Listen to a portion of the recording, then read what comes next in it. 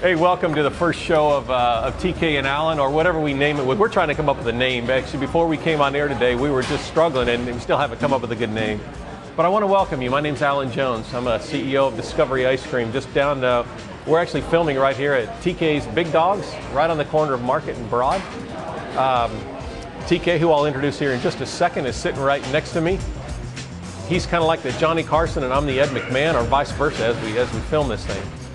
So my shop is down about a block. My background's science and technology and innovation. I happen to land back down here in Kingsport.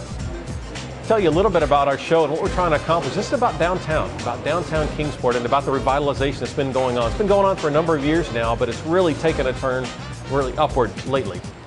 So this is a show that's going to focus on downtown. It's going to focus on the business owners here, the nonprofits, the education, all the things that are going. But you know what's nice about this is we're going to talk about other downtowns as well. So we're going to talk about Greenville. We're going to talk about Chattanooga, Greenville, South Carolina, and Greenville, Tennessee, both. We'll talk about Boston and what's gone on there. That's a big city that's obviously plenty revitalized at this point, but even that downtown's gotten real neat. Chattanooga downtown, as you may know, has a water park for kids that can run around, and they've got all sorts of cool ice cream stores and everything else. The centerpiece of this is a historical downtown that was planned, 42 blocks, I believe it is.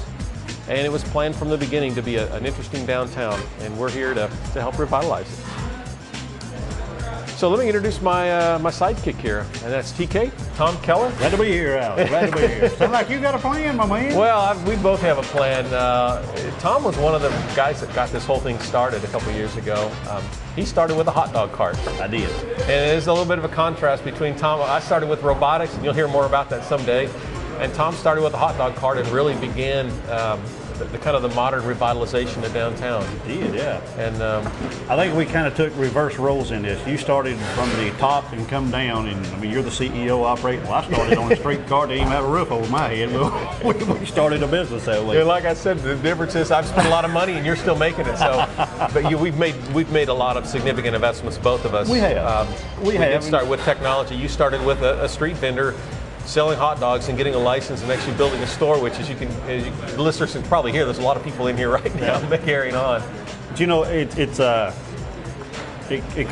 wasn't a new idea what I'd done at all. There's in the big, large cities around the country, there's hot dog carts everywhere. Now, the only thing I'd done was took their idea and set it in a downtown Kingsport, which in my own opinion, and it proved to be right, was ready for this. In other words, there was enough people down here during the normal operating business hours and enough cars coming down Center Street that I felt 100% it would support it. Little did I know that it would overwhelm me, where I would have to come inside, get a building, hire employees, Absolutely. The whole thing that goes with it, and you know, it all happened in such a quick amount of time within 50 weeks. The time I hit the street to the time I opened this up was 50 weeks. Wow. I was overwhelmed, found a building, redone this, and next thing we know, we're sitting here having hot dogs and talking to a man that's a master in robots. So, well, I used to work at Eastman, 2 miles away from here. Yeah. And I think maybe a lot of our viewers don't. Eastman is like a mile or two away from here. It's very, very close. There's actually shuttles now. Yes. I didn't realize that when I worked at Eastman.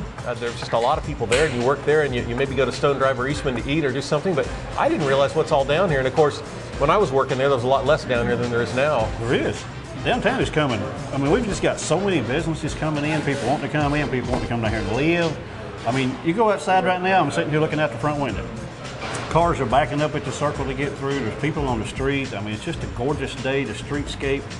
Folks, if you haven't been downtown Kingsport, you need to get out of your house, get out of your pajamas, get in your vehicle, get on your bicycle, whatever it is, get downtown. No gas is high, so a bicycle might not be a bad idea. Yeah, come on downtown, just take a look. Well, right, it's just interesting because I just looked out the window as well. Got people walking by back here. We got the State Theater, which Doug Beatty and Jeff Lane and that group is restoring. That's a huge group too. A lot of people don't know about that. That's one of the old historic downtown theaters. It is. Is going to be restored to kind of its grandeur, and I think it was 1925 or something when that was started. 37, I believe. Okay, 37. 1937. You know, Doug bought that building, Doug Beatty, and little did he know when he bought it, he found the original bluept stored away upstairs. Yeah. And of course, if you come downtown, you can see he's got the new marquee out front, which is absolutely gorgeous. Thanks, Doug. It looks very well. He's had the old paint pressure washed off. He started building out from the inside, and I think within the next 12 months, we're going to have a theater downtown Kingsport. Oh, that's interesting. Well, don't, secret just between me and you, okay? We're going to interview Doug right here at this show. We are. A couple of weeks, he'll talk about the theater, but don't tell anybody yet. I'm not telling us. I'm not even telling Doug yet. He don't know yet. He won't know yet. Yeah, No. that's absolutely right. We'll call Jeff, his partner, and have him drag him down here for a hot dog. Then we'll set him right here in between us. We'll find out what's going on with Doug then. But yeah, it's Downtown Kingsport has come from the 5 years ago when I started a hot dog cart. Believe it or not, it's been 5 years. From standing on the corner, rain, sleet, snow, cold, hot, to what it is now is just like starting a novel on page 1, and now we're on page about 300. Yeah, it's amazing. Of a 500-page novel. It is just totally turned around. I have been so thrilled. I have been so blessed to be down here, thanks to the people of Kingsport, thanks to all the other business owners, the nonprofits, the board of mayor and aldermen, all the city officials, the chamber. I mean, you name it, of any nonprofit down here. And you know, another little thing that kind of helped boost downtown was the concert series. Yeah. We've had the Bluegrass on Friday night. This will be the 5th year, and of course, Twilight Alive is on Thursday nights, which, by the way, will start May the 29th. This will be the 3rd year of it. Now, you want to see a crowd of people in downtown, come out on Thursday night or Friday night, and I think you'll be amazed. Not only amazed at the crowd, but you'll hear some good music. And those of you who haven't been here before, they actually built a stage right out here, right out in Market and Broad. A stage built, and several hundred, sometimes 1,000 people, a couple thousand people for some of the bigger bands come out here, and people just have a great time. And it's if you want to, here's the thing: gas is $4 a gallon. Price of groceries is up like 17 to 20% this year. I mean, everything you think of is up almost 20% over what it was last year due to fuel prices. now you got to get everybody depressed here, TK. No, I ain't. Here's the key to it right here. You can get on your bicycles, get on your motorcycle, you can carpool. Thursday night and Friday nights, you can come downtown Kingsport, bring your lawn chair, sit out here and enjoy a full live concert, absolutely free. You kidding me? Cost you nothing. All right. Now, if you can't afford $4 for gas, pump your tires up and come on down. Call TK. He'll bring some gas to you. He'll bring you right down. No, I won't read it. No. What you're going to see on the show as we develop this is a lot of guests from around town. Sure. A lot of different segments. You're going to see an interesting segment from our co-host here, TK. You'll see segments from us on technology and innovation and things that are happening not only in this downtown, or really around the country that affect downtown. Sure. So a lot of interesting things. You know, Kingsport was the sleepy little city that, you know, kind of went away downtown, kind of got forgot about, and all of a sudden it's like the big giant. It's coming back alive, guys. Look out. Well, it's exciting. It is. It's very exciting. And It's exciting. I think there's a lot of people now that know what's going on down here. There's a lot of people that don't know what's going on that should come down here. And I'm not, you know, people in Johnson City are coming. These concerts, we get people out of Virginia, Kentucky, Tennessee, North Carolina. We've had them drive up from Georgia, they've told us, for some of these concerts. They found it online. When you have that kind of a pull in a downtown that is at your fingertips, if you're not down here, you're missing quite a bit. So I highly suggest everybody get out of their chair, pick the old boob tube off, get your sneakers on, hustle on down. We've got some very exciting guests for this first show. They're Angela and John Vachon. They are the co-owners of Urban Synergy. They've been buying up properties. They've been building lots, helping people open restaurants. They were a big catalyst, I know, for me, TK, and Sure. coming to downtown and helping us out really with contractors and all sorts of things. So they're going to be our first guests, and for good reason. They're the people that have really helped do a lot for this downtown. And so it's going to be an exciting interview with them. I think it's time to shut it up. Get them on the show here and let's get it rolling. Let's get John and Angela. Let's do it right now. We've got John and Angela Vachon today, our first guest in the middle between myself and TK here. We've got a few questions for them about how they're doing downtown, renovating, and basically the movers and shakers behind everything going on downtown. We give them all the credit in the world. TK, lead off, my friend. First thing we'd like to do with Angela and John Vachon, to give people a little background. Tell us who you are, why you chose to come downtown, why Kingsport? I mean, this is the big question everybody's always asking. Why Kingsport? Yeah, of all the places, why'd you come here? All the places. Why did you guys come to Kingsport? Kingsport's a great place. You know, we're originally from Kingsport. We always say we had to move away and then move back in order to kind of fall in love with Kingsport and, you know, really realize what a great place Kingsport is. So that's, you know, that's one of the big things.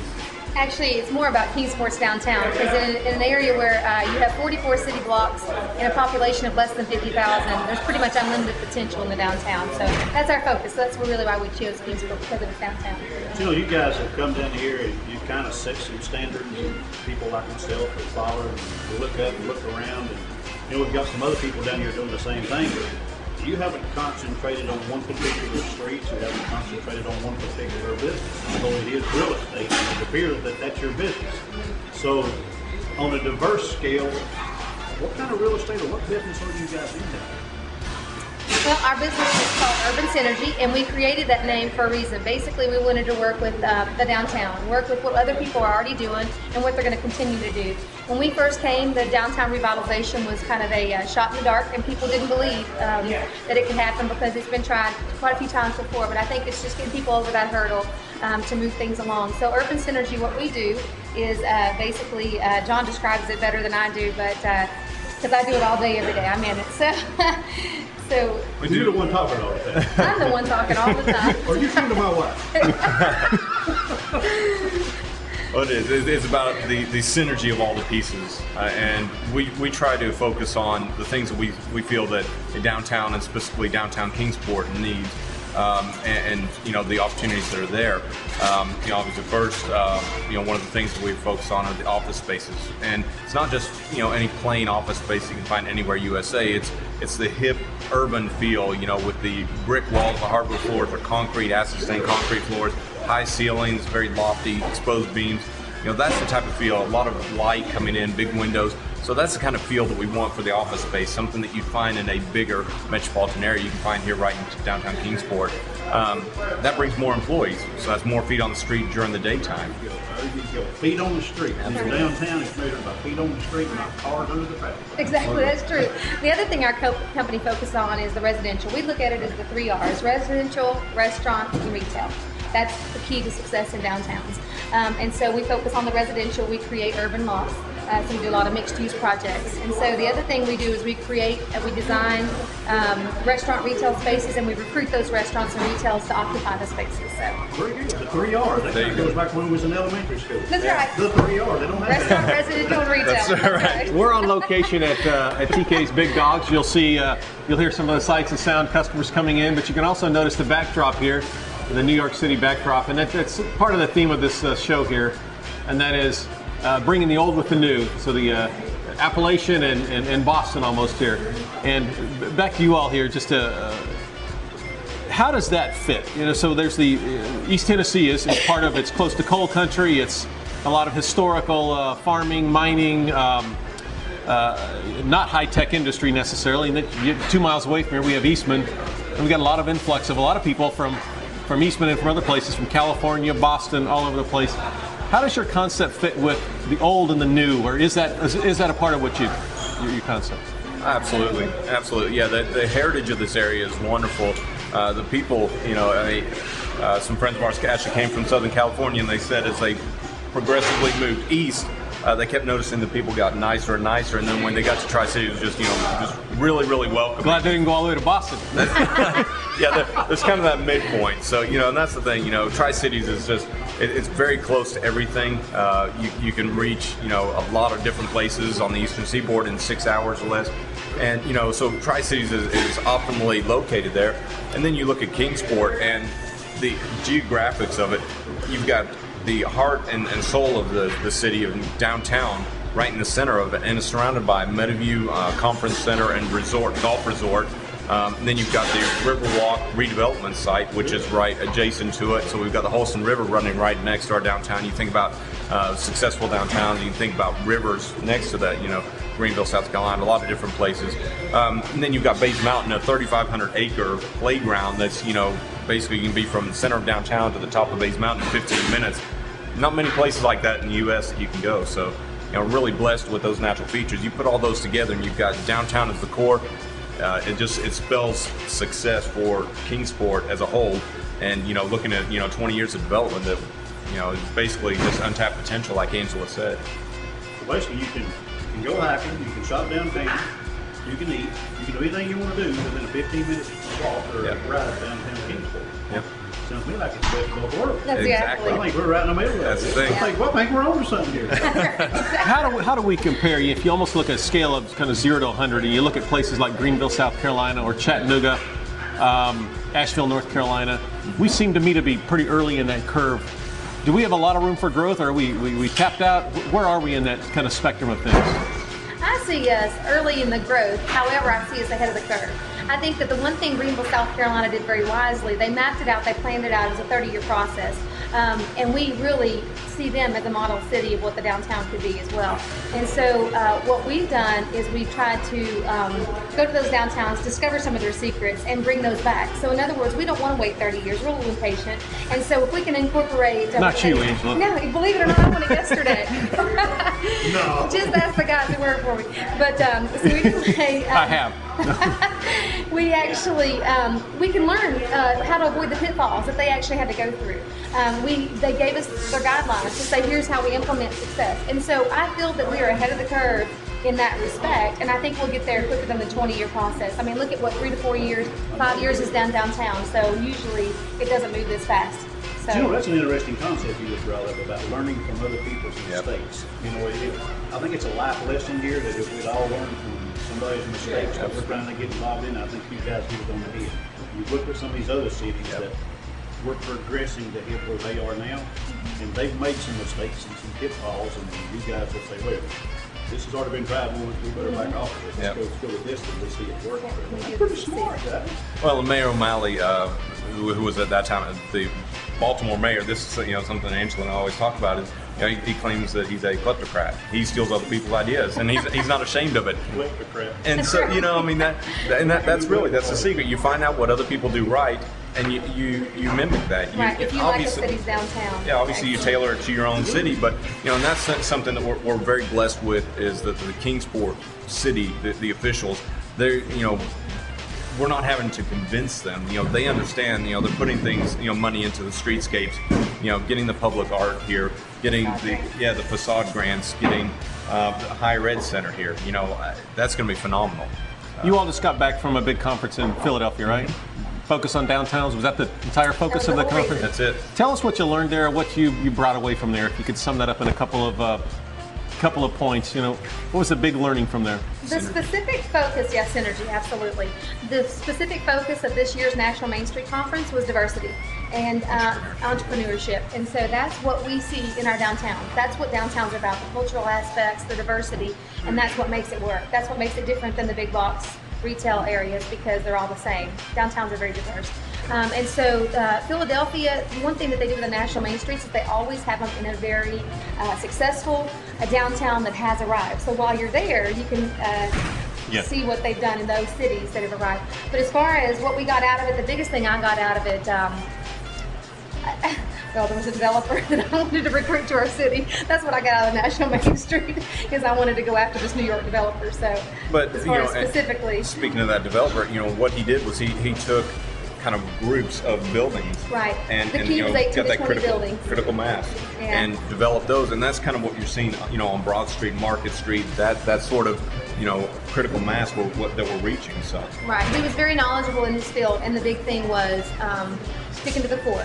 Yep. Sticking to the core, and it generally takes about 18 to 20 buildings to be adaptive or reused, and that's when it starts to do tip something that and do it well, point. right? Yeah. You guys have. Oh, go ahead, TJ. I got a crazy question. You guys are downtown. I'm downtown. Alan has a business down here. There's so many new businesses coming in. People want to move down here, and this is not a one-man show. It's a community effort. Now, absolutely. I know you guys are elaborating a little bit on how you work with the Chamber, the Downtown Kingsport Association, some of the other groups that's going on down here. I know they really want to push the downtown as much as we do. Of course, we have a lot of business here too, and so do they. But I mean, it's got to be a working relationship here from a community effort as opposed to being soloship. Absolutely. No one person can do it, and that's key. And I think that the one thing Dennis Phillips described it perfectly when he said downtown is like a stool. And of that stool, you have 3 legs. One leg is the private development, one leg is the city, and one leg is the nonprofits. And so we have to have a very strong stool because we have the private investment, we have the city support, and we have to have that nonprofit as well. So that is what makes the stool stand up. And if you have one leg that's missing, the stool will fall. So. You had some metrics before about number of restaurants, number of things open after dark. Mm-hmm. Tell us about that. I've forgotten what that was, but you've shared it with me. The rule of 10-10-10. Yeah. And the 3 block. Yeah, it's actually Roger Brooks, Destination Development. The rule of 10 is that you gotta Roger's have, from where? Roger Brooks. He's Destination Development. He travels all over the U.S. Okay. I guess the United States. He may be international. Okay. But 10 restaurants, 10 specialty retail, and 10 things that stay open after 5 within a 3 linear block area, and that is what makes critical mass. Okay, now how are we doing against those metrics here in Kingsport? I think that we're doing well on the restaurant scale. I think we're doing well on the specialty retail. The one thing I think that we need to really get revved up is the after 5. After 5. The after 5, we are starting to see Discovery Ice Cream is open at night. Then Stir Fry's coming in. They're going to be open at night. State Theater is going to be revitalized, open at night. So we're starting to see these nighttime. You're going to be open at night? We're going to start changing our hours. 12 Bones is open at night. Yep. Yeah. Of course, the new pizzeria and tap room coming in will be open at night. Exactly. Yeah. And we have that on Market and Broad, but his key was in a 3 linear block. 3 linear block. You can have it within the Right. Yeah. So So. if it's at 369, we're liable to be 999 here for it. Exactly. We're getting there. We're One getting away, there. 4 along. Exactly. Well, and I think it's all of those that are staying open at night to come together and group market, get that word out that, hey, there are several choices. So people, when they think, hey, let's go to, entertainment or, dining or whatever, they say, let's go to Downtown Kingsport. Yeah. Well, where are we going? I don't know. We'll figure out once we get there. Doesn't matter. We got 10 Exactly. choices when we get Something there. to do when you get We there. got 10 choices when we get there. Yeah. That's pretty good. That's the big thing that I like to point out. A lot of people say, you do this, you do that, you, I. It's not about I, me, and none of this stuff. It's a community effort. It has to be. It is we should be the first one in everything that goes on downtown. I'm talking about the nonprofits, the business owners, even the people that live down there. It's still about we. We have to work as a community and a family in order to make this thing. That's what makes it survive. Absolutely. That's a nice try. I wanted to ask you about the people that live down here and the people that are coming. It's unusual for me, coming from historical, kind of looking at downtowns and thinking about living downtown. But people are moving downtown. You guys are building lofts. Other people are building lofts. How many people have come downtown in the last couple of years, and what kind of things what else is being built? Yeah, we've actually been blown away by the response. I think that we expected that there was a high demand, but we never expected the response that we thought. Tornado. Yes. Yeah, hang on. And there's actually a little sense of concern because we don't have enough to give. Residential wise, literally, if you built 200 urban lofts right now today, they would be full. That's the kind of demand Really? we're getting. Yep. And so we are having Wow. to send them away empty-handed because we have less than 100 lofts in downtown right now. And so there's a huge So do we tell the opportunity. viewers out there, don't come downtown? Don't move down here? They're all full. No, just kidding. Just keep coming because it Keep makes us going. want to build We'll them. find a place Exactly. for you. We'll exhaust all 1-800-ANGELA. She'll get you a place fixed up, Actually, right? yeah, they know that I'll exhaust all efforts trying to find them a place. Yep. UrbanSynergy.net. You can go there, email us. And actually, it's funny because on a regular basis, we get, like just the other day, we got somebody who's moving up here from Clemson, South Carolina. And They just want to live in the downtown. I mean, yeah, they wanted to live downtown. And that's a lot of people from out of town, when they look, they know that's where they want to go. And, it's the, a the lot of university out-of-town. students, just all different types. If you haven't been downtown lately in several years, the streetscape has just changed so much down here. Oh, yeah. It's a huge effort. Foot traffic's picked up. Sure. And you want to see a beautiful downtown. You just come down here and park your car and walk around 4 or 5 blocks. I promise you'll see things like it is. No ideal existed down here. yes, absolutely. But are really going to be very important to the future of our city. And this happens to be the core, and I think the core is really coming to life. And it's just going to be a focal point for a whole lot of entertainment, a whole lot of other stuff. Thanks to you guys, and Alan Jones, a lot of these other people that do And this. TK hot dog, Yeah. of course. As TK I like to first say, staple. and I'll get into it in a little bit, a little key word, you all read it, but don't want to do all that for my business. Things are looking up. Yeah, Things are really, They're really looking up. they are looking Speaking of up, education-wise, how involved are you guys in all this stuff going on down here with the medical stuff and all sorts of new students coming down here, which is yeah. probably for most people in Kingsport, they look at that, it seems kind of odd, or even Tri-City, what's going on? We couldn't ask for a better gift than the higher ed. It's going to be phenomenal, and that's it's support. The higher ed is a direct response to the need by the companies, the businesses in the area. The Eastmans, the Wellmonts say we need educated students. We need more nurses. We need more chemical engineers. We need everything. So it's a direct response to that, and Northeast State has stepped up and taken the lead, and they want to identify with Kingsport and really bond that relationship. That's going to be phenomenal. So you're looking at, the higher ed, the Allied Health building being built before the higher ed center is an example of basically you put it out there. They're on board. Yeah, they're on board. Yeah. And so that's going to bring 400 nursing students, radiology techs, or scrub techs downtown this fall. And so that leapfrog higher ed center is going to be built in 2009. And that's, so you're looking at, 2,500, 3,000 students here. Well, if you think about 3,000 students, if there's a demand for the residential lofts that we're building right now, you imagine what the demand's going to be. Yeah, I was just going to ask you, are some of the students wanting to live downtown? Yeah, absolutely, they are. Yeah, we're actually not seeing the students request yet. However, that's just expected. That's where they want to be. They want to be in the downtown, young professionals. So a few minutes ago, things were looking up. Now we're dagging way behind. Exactly. I guess with the price of gas, you want to just come down here and stay and just walk everywhere. That's it. Ride your bike. It's a Get a good thing. bicycle, get you a new pair of sneakers. Here we go. We're in downtown. Yeah. That's pretty good, guys. We feel blessed to be a part of it. Absolutely. You've done a lot to help our downtown.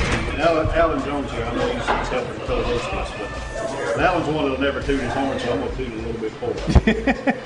Who knows what he's going to say? And Alan, he come downtown and had this crazy idea about robotics.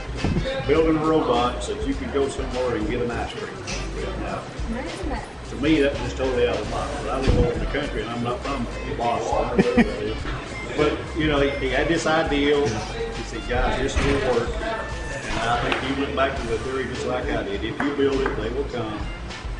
And Alan has got us a super place down there with super robotics, and he's going to do some. I think you're going to be one of the keynote speakers for a robotics convention. Actually, I am. We're very fortunate. We're going to be speaking at Robots 2008 in Boston in about a month.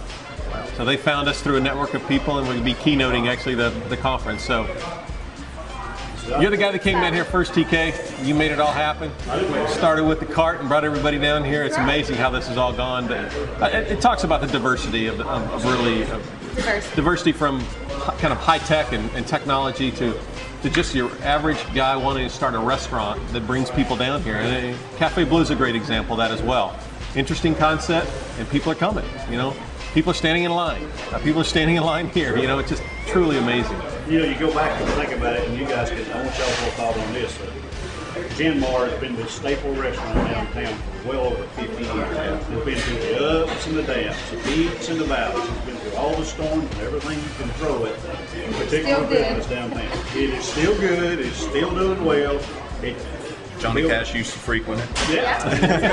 Is that right? Super job. And now you can walk right down the street 2 blocks. You can get some great ribs and barbecue. You can come down and get ice cream, hot dogs. God knows what else is coming out. We've got a pizzeria place coming across the street to stir fry. It's just so much more diverse and so much more to do. Again, it's a team effort. Yeah. You guys are a huge part of this, and I know from the bottom of my heart, I like it helps everything. Thank you. Yeah, absolutely. We're excited. Absolutely. And you obviously, this is the first show, and we've asked you all to come on to it. And we're grateful for you saying yes, because you really are leading the effort down here. There's a lot of folks involved. Thank you all. TK, anything else? I think I'm done. I think I've learned more than I can learn the next week. I'm going to have to forget something. I'll agree with you on that, definitely. That's right. I'm full. I have to forget something. We'll update you soon. I'm sure it's ever changing, so we'll have updates. Well, thank you all very much, and appreciate it. Thank you, guys. We appreciate what you're doing. Thank you for being in downtown. And good luck, guys. Good luck. Good luck to you guys. All right. Welcome. We're going to do the editorial segment of our show now, and we're going to feature the word up. UP, a simple 2-letter word, but let me tell you some of the misuses in the English language that we do. Now, you lovers of the English language might enjoy this. There's a 2-letter word that perhaps has more meaning than any other 2-letter word, and that is up. UP. It's easy to understand up, meaning toward the sky or at the top of the list. But when we awaken in the morning, why do we wake up? At a meeting, why does the topic come up? And why do we speak up? And why are officers up for election? And why is it up to the secretary to write up a report? Seems like up appears everywhere. We call up our friends and we use it to brighten up a room, polish up the silver, we warm up leftovers and clean up the kitchen. We lock up the house, and some guys even fix up old cars. At other times, the little word has a real special meaning. People stir up trouble. They line up for tickets. They work up an appetite and think up excuses. To be dressed is one thing, but to be dressed up, now that's special. And this up is confusing. A drain must be opened up because it's stopped up? Doesn't make sense. We open up a store in the morning, but we close it up at night. We seem to be pretty mixed up about up. To be knowledgeable about the proper uses of up, look up the word in the dictionary. In a desk-sized dictionary, it takes up almost 1/4 of a page and can add up to almost 30 definitions. If you are up to it, you might be trying to build up a list of many ways up is used. It will take up a lot of your time, but if you don't give up, you may wind up with 100 or more. When it threatens to rain, we say it's clouding up, but when the sun comes out, we say it's clearing up. When it rains, it wets the earth and often messes things up. When it does not rain for a while, things dry up. One could go on and on, but I will wrap it up. For now, my time is up, so it's time for me to shut up. Oh, one more thing. What is the first thing you do in the morning and the last thing you do at night? And I think we have a different use for the word up.